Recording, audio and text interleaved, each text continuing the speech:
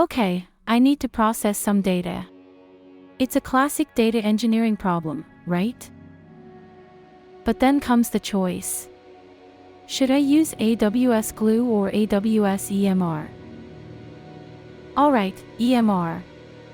This one gives me full control. I can run Spark, Hive, Presto, whatever distributed framework I want. It's powerful, no doubt. But I have to set up clusters, configure everything just right, and manage the whole thing myself. It feels like assembling IKEA furniture. You know, the complex stuff.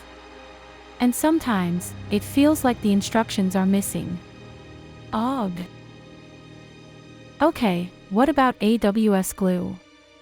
This one is serverless. That sounds nice.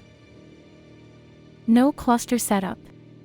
Just write some code, define the job, and it runs. That sounds even better.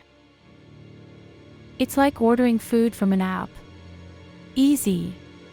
Quick. You get what you need, and you don't have to do the dishes afterward. So, let's break it down simply. EMR gives you more control, maximum flexibility. But it demands more effort and management from you. Glue gives you less control over the underlying infrastructure. But in return, you get way less stress and operational overhead. EMR is like deciding to cook a complex, 5-star meal from scratch. You control every ingredient, every step.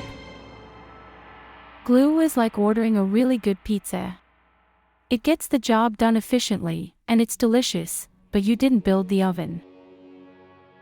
Use EMR when you need that deep customization.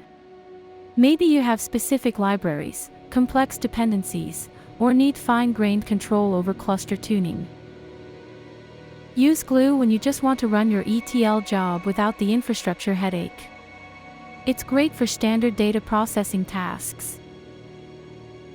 Alright, for this task, I think I'm using Glue. Thank you.